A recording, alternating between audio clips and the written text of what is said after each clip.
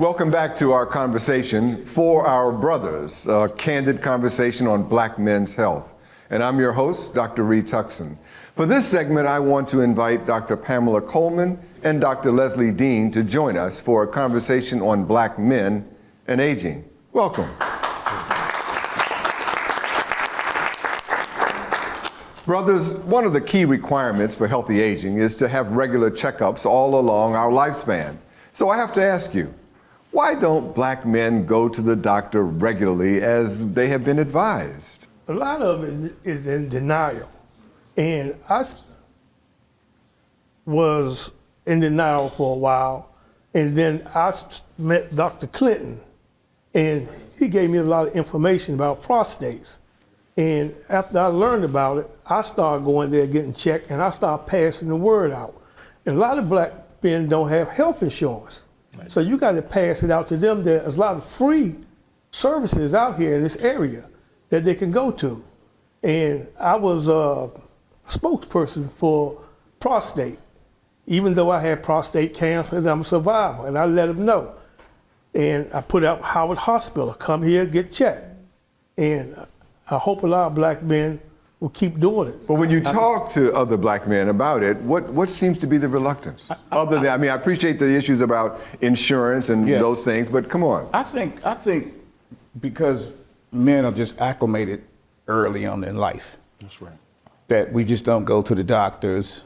I think that, masculinity has a role to play in it, while we don't go to the doctors.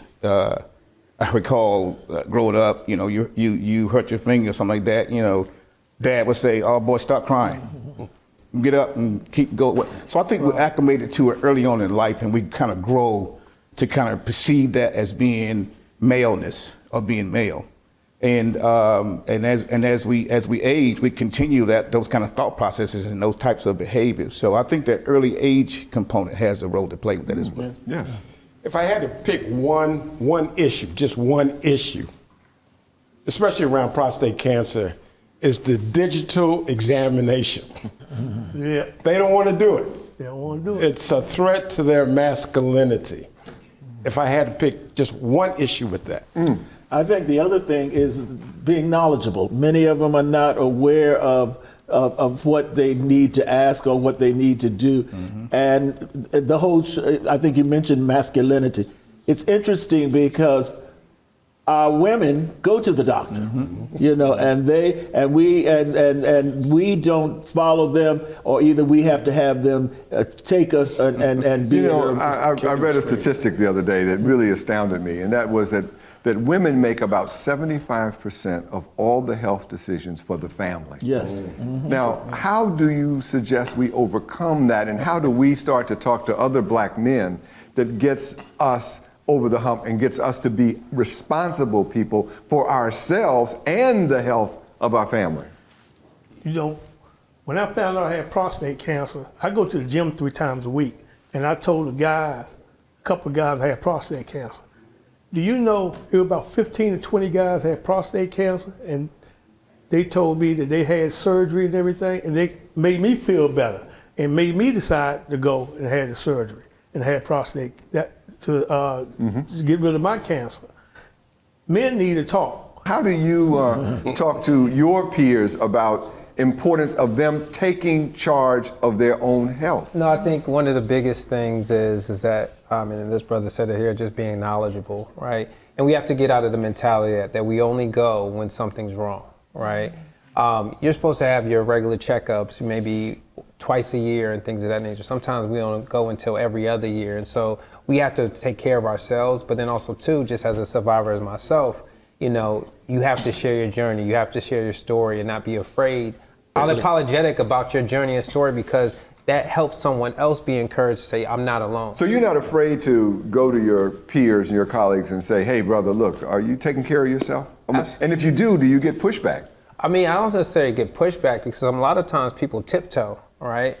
Because they don't want to offend, but I actually welcome the conversation. And as survivors, we should welcome that conversation because we're a testimony and a blessing for others. Let me look at some of the brothers who are a little older than you. I'm not going to say that any of you are old, but let me turn to the older. How have you experienced the process of aging with the things that we, because we lose certain things as we get Right, older. right, At least I'll be honest, I can't pump the same level of iron I used to pump. And I sometimes when I'm in the gym with all them young kids making noises, I kind of feel embarrassed that I can't, I'm not the guy I used to be. Yeah. How do you as older men handle that? One of the things that I found, and I'm an older man, is that I've got a story to tell. Oh. And and I want to let you know my experiences, and I want to accept my experiences, the health issues that I have gone through in my many years of living. And I want to make sure that you understand that these things you may come upon them, and I want to give you the experience that I had and let you know that you can survive it, and you can take it and deal with it and move forward and upward. Yeah. It started young. Everybody in my family had diabetes except me. I'm 72 years old. I pretend like I had diabetes when I was 60. And I work out, I eat like I'm a diabetic. You got to start young and take care of yourself. What goes on in your head as you start to lose certain things? Do you gain anything? I'm aging, certain things are happening. I can't do the things that I used to do, but the things that I can do work best for me, will work best for me in terms of taking charge of my health. And that's kind of my format that I go by. And I generally try to have conversations with other men about it. There's some good things about you, but you got to be open-minded about where you are. So I really, by the way, I really appreciate both of your points together. And certainly the one is take care of yourself early, give yourself the best chance, but then once you are older, you are who you are, Yes. and now you've got to handle it. Yes. I'm really excited to be 73 years young, old. I'm excited. I can't wait to wake up in the morning because I challenge myself. I find myself challenging myself with difficult things. The mind moves the body. I'm in the gym, and there's some older guys, probably your age, that are more buff than me. But it's the mentality thing that keeps you going. So the mind, it can take you to any place you want to go. But if you tell yourself you can't be strong, you won't be strong. Let me raise a tough issue. Nobody will like this question. I guarantee you. One of the things that comes with aging is sometimes our sexual potency isn't quite as good. Yeah. And also, I think some people are worried about going to the doctor that we heard because they didn't want to have the examination that Right. comes with that for checking the prostate. But these are sensitive issues. How do you think we can talk to other men about being honest about our concerns and our fears in this regard? I think that has to come through some of the institutions in our society. Churches, fraternities, some other groups need to establish men's circles because those conversations come up as you have fellowship and a bond with another brother, because certain things you're not going to share based on confidentiality. But that's the elephant in the room in a lot of conversations with men. If somebody brings it up, you're not going to admit to it. But if you're comfortable enough with them and have that conversation, I think you can begin to address that. Yeah, that's just. When I'm talking to people, I'm comfortable with them. I tell them, I'm old. I can't do the things I used to do. And you got to accept it. When you start talking to them, they'll tell you the same thing too. And I can't do that no more.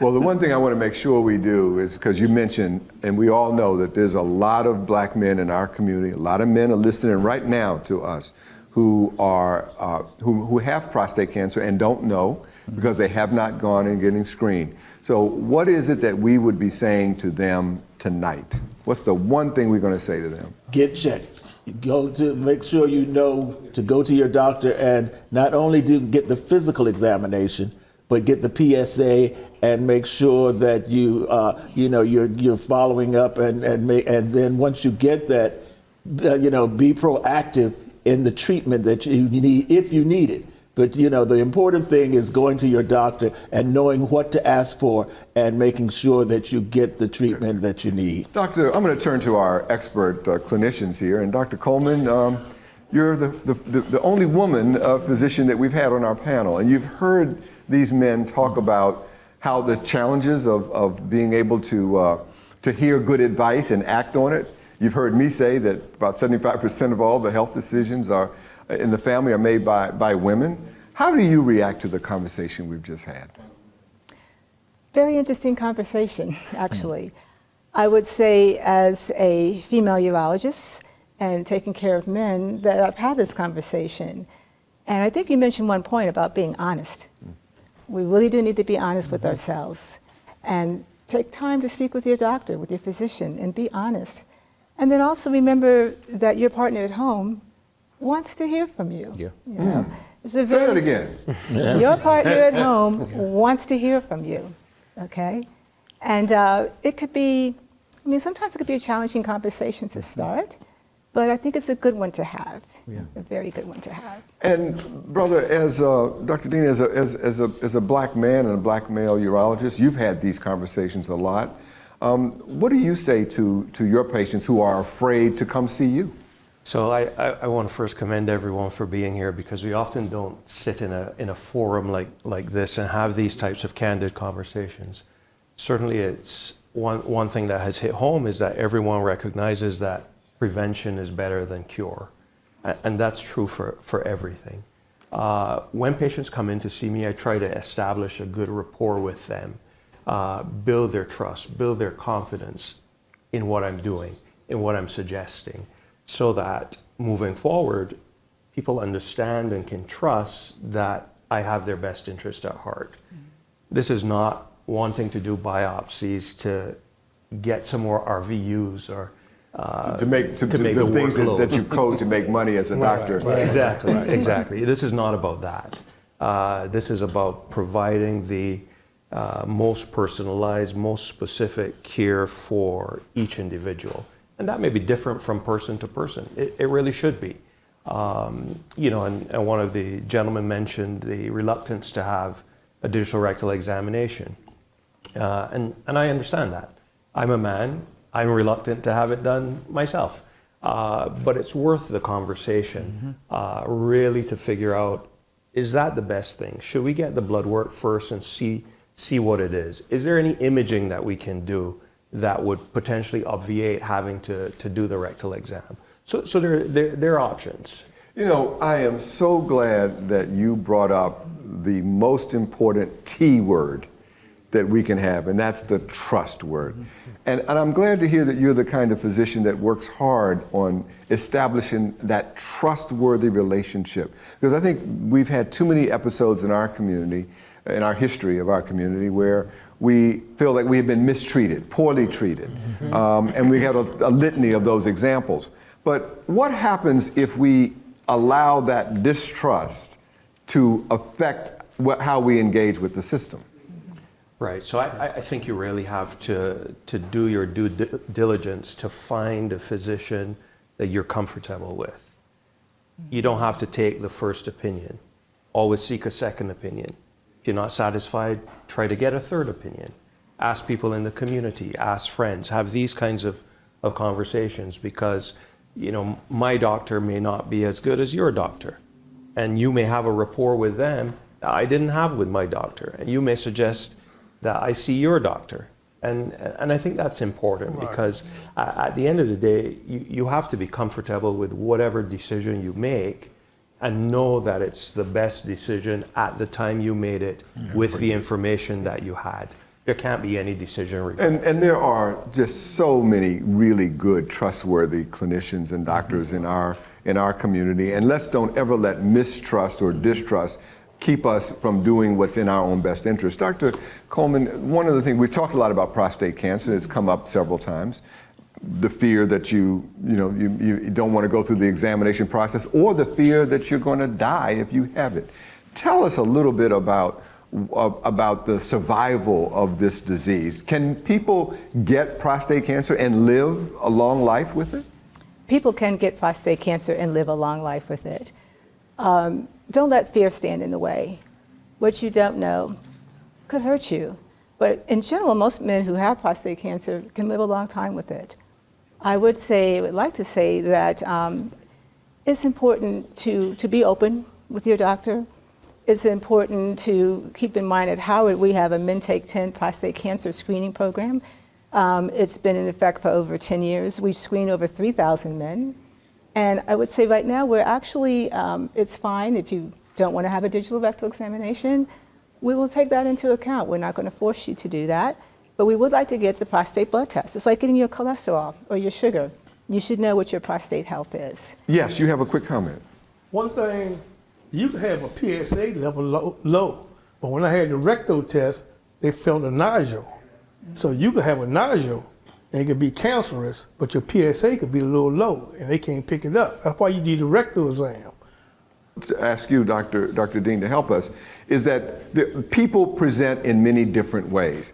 Diseases present in many different ways. Right. People are unique. And so I think what this sort of argues for is, again, back to that trusting relationship where the clinician and the patient can have a meaningful relationship, a conversation to do the things that are important for that person. Yes, you can have a normal PSA and have prostate cancer. Right. What we have to establish, though, is what an individual's risk is. So if the risk is high and the PSA is normal, we're going to follow that person quite closely. Being a black man increases our risk from baseline, and that's very well known. Things like family history. Does a brother have it? Does a father have it? Are there women in the family with breast cancer, ovarian cancer, pancreatic cancer? All of these things help to risk stratify folks. And we really need to take that into as good and as in-depth consideration as we can so that we make the right decision for the individual who is sitting in the office. And I think that it becomes very obvious to all of us, and I hope it's obvious to everyone in the listening audience, is that you can't have these kinds of person-specific, individual conversations if you don't start. That you've got to start. And then where does it start? From everything that you all have been saying, and I think you've taught me a lot today, is it starts with you deciding to care about whether you live or whether you die. We don't have to have our hands tied behind our back and just take life as it comes. We can be in control. And that starts with a mental attitude, is what you all have said. And then we bring that desire to have a great life to our clinician, find trustworthy clinicians that can help us to have an honest conversation and share it. Well, I want to thank you all very, very much for a really enlightening conversation. And it's time for a short break. We'll be right back.